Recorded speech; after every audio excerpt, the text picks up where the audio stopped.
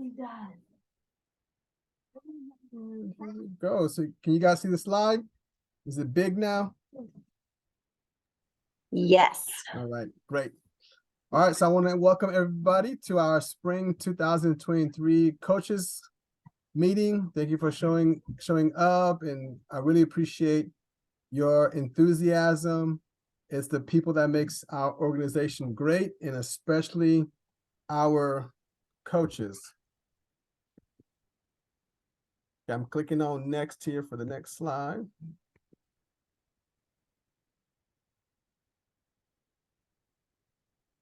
There we go. So welcome. This is our third season. Woohoo! Yes, Golden Gold International. We are currently the third largest soccer club in Leon County. We provide recreational, developmental, and competitive level teams. And we have soccer offerings for young players from ages 3 to 18. Our difference, what makes us different are our values. We value family, keeping the family intact. We use sports to develop leadership in our young players. We believe in having fun. We believe in creating a very encouraging environment for our players to thrive. We do community service to serve our community, and we're also very diverse, both in race, ethnicity, gender, socioeconomic status. You find it all here in our organization. Our club makes participating in sport very cost effective for families, especially large families that are bringing multiple children to participate in a season. Our volunteers are one of the best you'll ever find around anywhere. Just caring hearts, and you, our coaches. What do we expect from our coaches? We expect our coaches to be a good role model, to exemplify our values in your behavior, your language, and your tone. We do not use any profanity in practice directed at any player or any parent or any referee. And we like our coaches to exemplify this not only on the field, but also off the field. We expect our coaches to arrive early and to be prepared for training. Get there about 15 to 20 minutes early. Get your cones and your agility poles or whatever else you're using for that day. Have it prepared on the field. So as the players come, you're ready to engage with them, to ask them about how the day has been, try to get a gauge of where they are mentally that day and how you might need to adjust what you prepared for what the kids are going through at that moment. We ask all our coaches to be identifiable in how they dress. We provide you with training shirts. We want each coach to have at least 2 training shirts. If you need one, please ask for one. We ask all the players to wear a Golden Gold training shirt to practice, and we definitely want our coaches to model the same.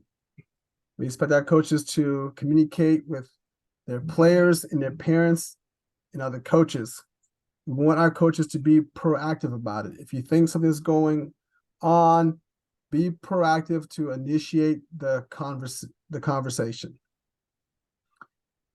Whatever your training session night is, please make sure that it's a priority for you to make it to that training session on time. And if you can't, reach out to one of the other coaches ahead of time to get someone else to cover that training session for you. We're working our hardest to give each coach an assistant coach, so that way you at least have an immediate person who can help carry on training for you if you're running a little late or can't be there. This season is going to start as early as next Thursday for our competitive teams, on February 27th for our rookie academy, and March 6th for our grassroots teams. The season will end on May 24th, and around that time, we're going to be having an end of season celebration party. Our grassroots teams will play 8 games. Our competitive teams will play 8 games plus a tournament. And games will be mostly on Saturdays and here in Tallahassee, though our competitive teams could potentially play a game outside of Tallahassee. Trainings will be held at Appalachia Regional Park. That's located at 7550 Appalachia Parkway. Training times are 5:30 p.m. and 6:45 p.m. for the most part. Our first kick and our rookie academy programs begin at 6 o'clock. Most teams will train Tuesday and or Thursday. Our plus trainings are going to be Monday or Wednesday.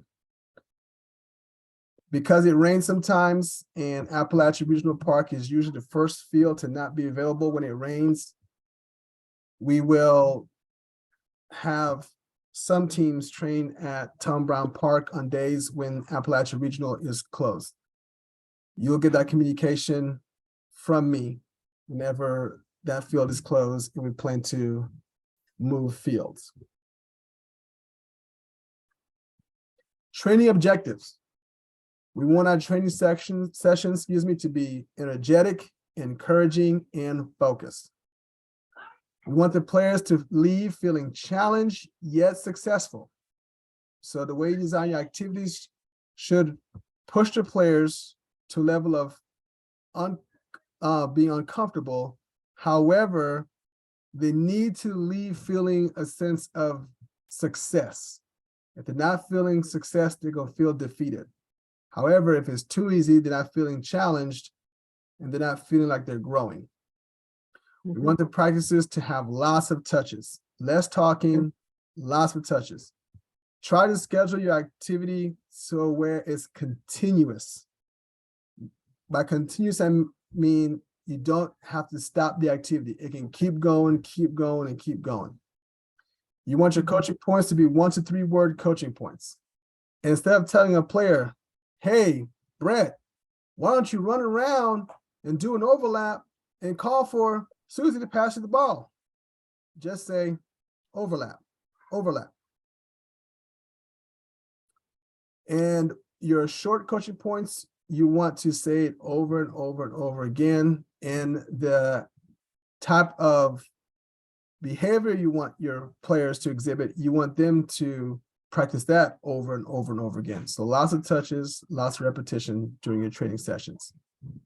We always stress first touch first. If you're not able to get through a drill because the player's first touch is preventing it, then have a longer period of your practice where you work on your first touch before you move on to another activity. Always end on a high note. I like to end with finishing. I say finish with finishing, something the kids love. So they love shooting. If you have a game like Power and Finesse, where the kids, with high energy, they're excited, they're shooting, they're making lots of noise, that makes for a great way for the kids to leave remembering practices. Team Snap. We use Team Snap. We encourage our coaches to use Team Snap. Use it to remind parents and players about practices and games. Whenever there's a change in practice time or location or game time in or location, use Team Snap to communicate that. Use Team Snap to educate parents on practice objectives by sending weekly emails. And use Team Snap to keep up with what's going on with other coaches by monitoring our coaches chat group. We want you to encourage your parents to use Team Snap. Encourage your parents to go on to Team Snap to read the updates. Encourage parents to go to Team Snap to update their players' availability for both practices and games.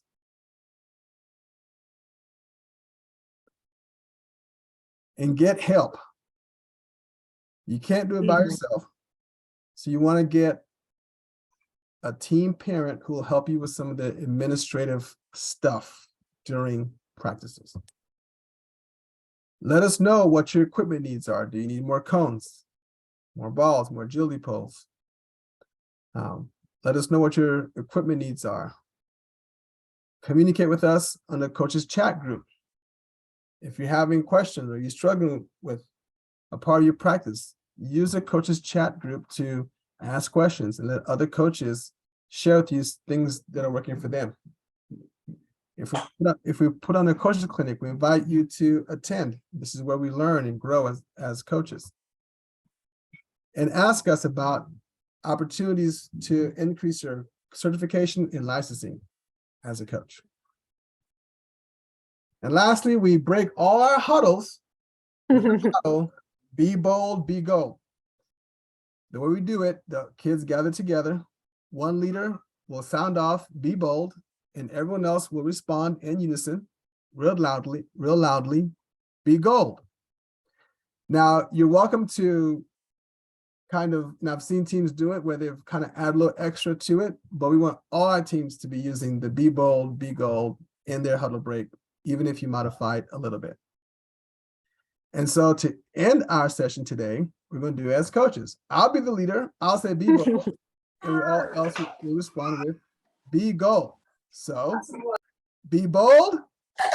Be gold. Good job. Okay, so that will end the session for today. I'm going to